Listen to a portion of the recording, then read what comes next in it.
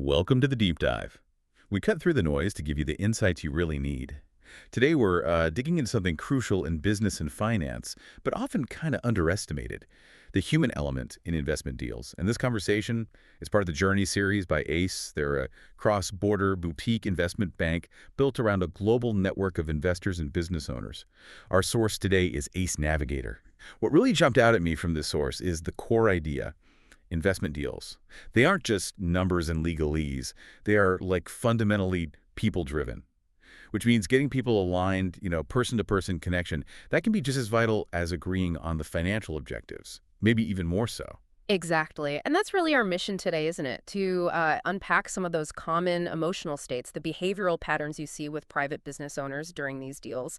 We want to look at how recognizing these patterns, in yourself or in others can really help smooth the path and lead to, well, more successful outcomes for everyone. It's about the psychology under the surface.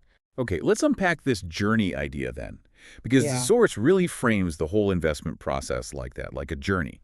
And just like any big trip you plan, emotions can, well, they can easily cause diversions, right? Take you way off track. hmm And what's fascinating is how the source describes these diversions. They're not just small detours. They're called spaghetti-shaped, open-ended, sporadic, basically leading nowhere good. Spaghetti shaped. Yeah, I can picture that, like just going in circles. Exactly. And they rack up incredible sunk costs, Yeah. real time, real effort, real money, just Right, down the drain on deals that fall apart. right. So if these spaghetti paths are so costly, how do you actually navigate this journey successfully? The source offers some key steps. Pretty straightforward, actually. First, don't try to go it alone. Avoid those solo paths. Makes sense. Second, you need to open up, but progressively, to potential partners. It's gradual. Third, you've got to actively engage. This isn't Where you passive. can't just sit back. And crucially, don't resist the process itself. It's there for a reason. Then, fifth, you need clarity. Know your location, where your company and wealth are now, and your target destination, where you want to take them. So knowing point A and point B. Precisely. And finally, learn from others. Look at similar companies, what worked, what failed, and get advice from people who've actually done this before. It all sounds so logical when you lay it out like that. Doesn't it? Yeah, but as Ace Navigator points out, when you're actually in it raising money for a private company, well, emotions often take over. Owners divert from these clear paths, they lose alignment with partners. And that's why those spaghetti journeys happen more often than you'd think. Okay, this is where it gets really interesting. The source identifies 4 common emotional patterns that can seriously derail things. Let's start with the first one. The solo adventurer. This is the owner who thinks, I can figure this out myself. They try to self-learn and lead the entire investment process. You see them pouring loads of time into studying super complex investment terms, maybe hiring expert teams, but using them more like tutors than advisors. Trying to extract the knowledge rather than use the expertise. Exactly. Lots of trial and error with documents, pitching. It's often inefficient. And the underlying patterns. Often a strong desire for sole credit, maybe some alpha energy, sometimes poor communication, maybe inconsistent decisions. It all feeds those messy paths. And the thing is, sophisticated investment teams, they can usually tell pretty quickly, like within minutes, how much an owner really knows. They actually want to cooperate through an organized process. So trying to learn on the fly and lead everything yourself, it often just creates friction. Yeah, it's counterintuitive, but trusting specialists can get you there faster. Okay, second pattern. Being overly protective when sharing information. This is that reluctance to be transparent, even though investors need that info for due diligence. Why does this happen?